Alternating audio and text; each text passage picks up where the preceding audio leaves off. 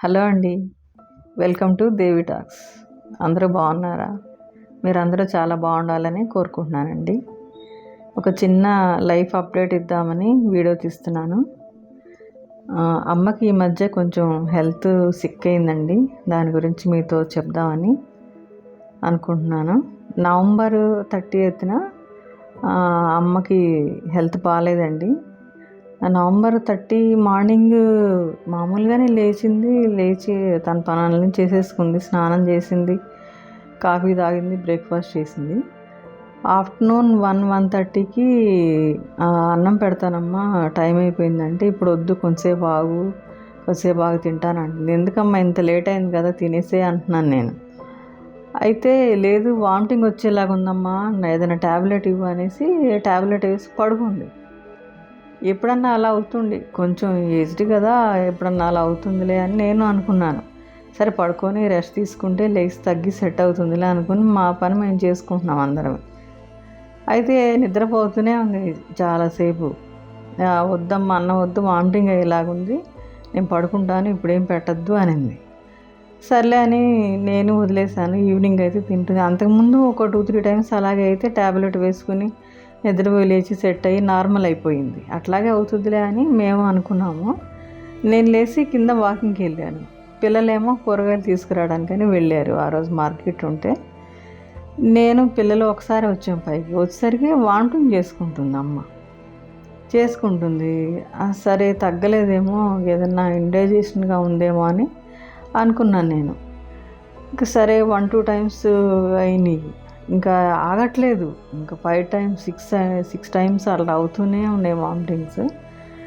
ఇంకా అమ్మాయి పిలిచింది, తగ్గట్లేదు, మంటగా ఉంది, నొప్పిగా ఉంది, హాస్పిటల్కి తీసుకెళ్ళాలి, ట్యాబ్లెట్ తగ్గేలా లేదు అని.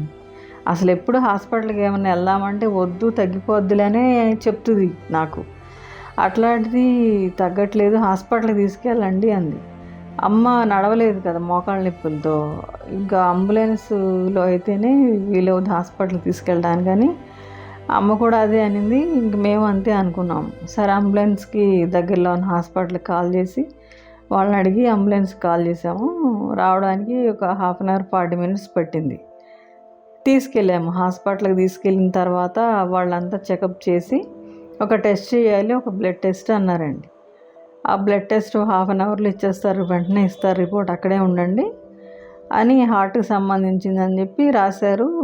తీసుకెళ్ళి మా బాబు చేయించుకొచ్చాడు. మేము అక్కడే వెయిట్ చేస్తున్నాం ఎమర్జెన్సీ వార్డులో.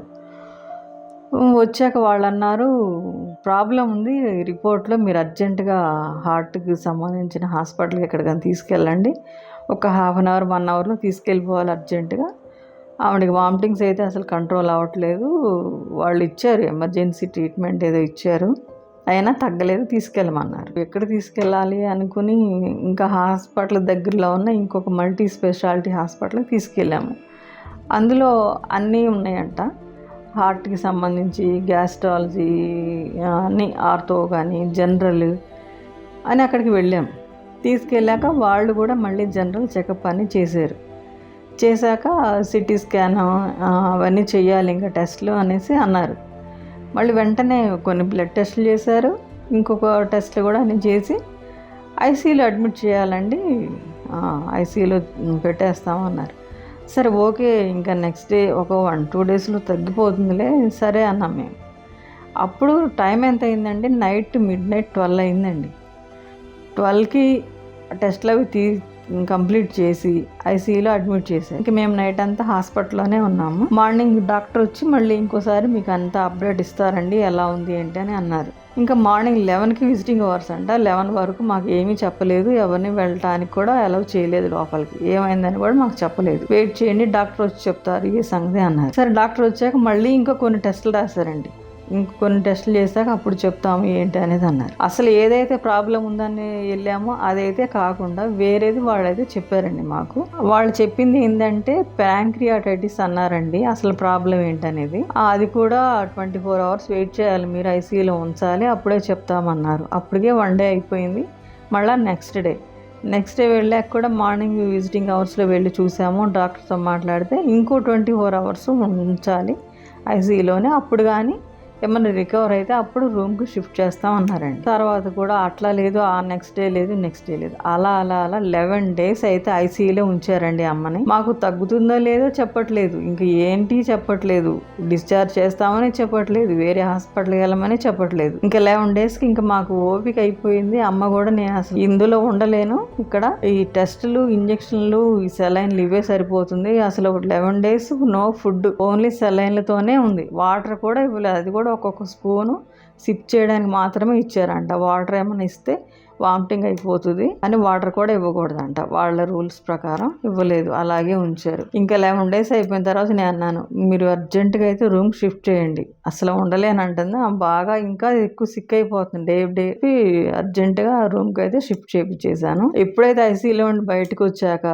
వచ్చే కొంచెం లైట్గా ఇడ్లీ తిని కొన్ని వాటర్ తాగితే అప్పుడు సెట్ అయ్యి నార్మల్ కొంచెం అయిందండి. ఇప్పుడైతే బాగానే ఉంది, మెడిసిన్ వాడుతున్నాం అంతా. కానీ కార్పొరేట్ హాస్పిటల్స్ లోకి వెళ్ళేటప్పుడు కొంచెం ఆలోచించుకుని మనం అన్ని చూసుకుని వెళ్ళాలి. వాళ్ళే చూసుకుంటారు, వాళ్ళే ట్రీట్మెంట్ చేస్తారని వదిలేస్తే మాత్రం ఏం తెలియకుండా ఉంటుంది మనలాగే పరిస్థితి. అసలు ఏం చేస్తున్నారో తెలియలేదు, ఏం టెస్ట్లో, ఏం మెడిసిన్స్ అయితే డైలీ ఇంత ఒక మనం కూరగాయలు అయితే ఎట్లా తెచ్చుకుంటాం 2 bags లో, అన్ని మెడిసిన్స్ అయితే ఒక్క రోజుకి అన్ని మెడిసిన్స్ రాసేవాళ్ళు, అన్ని మెడిసిన్స్ తీసుకెళ్ళి ఇచ్చేవాళ్ళం. ఆ డైలీ డేకి మళ్ళీ ఒక్కొక్కసారి ఈవినింగ్ కూడా ఇంకొన్ని మెడిసిన్స్ రాసి అవి కూడా కావాలి అర్జెంట్ అని చెప్పి ఇచ్చేసేవాళ్ళు. అవి ఎన్ని వాడారో ఎంత చేశారో అయితే మాకైతే అసలు ఏం అర్థమయ్యేది కాదు. ఎలాగైతే అక్కడ నుంచి అయితే రూమ్కి షిఫ్ట్ చేశారు. ఇప్పుడైతే నార్మల్గానే ఉంది, కొంచెం వీక్గా ఉంది, ఇంకా లేచి నడవలేని స్టేజ్లో ఉంది ప్రస్తుతం. పడుకునే అన్ని ఫీడింగ్ అయితే ఇస్తున్నాము. ఇప్పుడైతే బాగానే ఉందండి.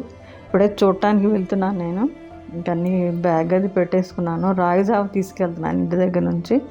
ఫుడ్ అంతా వాళ్ళే ఇస్తారు, 3 times మిల్క్ కానీ ఇంకా లైట్ వైట్ రైస్ కానీ అలా పెడుతున్నారు వాళ్ళే. ఇప్పుడైతే అంత నార్మల్గానే ఉందండి. ఇదంతా మీతో ఒకసారి చెప్దాం, ఇన్ని రోజులు వీడియోస్ కానీ షార్ట్స్ కానీ పెట్టట్లేదు, ఛానల్లో ఏం అప్డేట్ లేదని ఒక చిన్న ఇన్ఫర్మేషన్ మీతో షేర్ చేద్దామని ఈ వీడియో చేస్తున్నానండి. ఉంటానండి.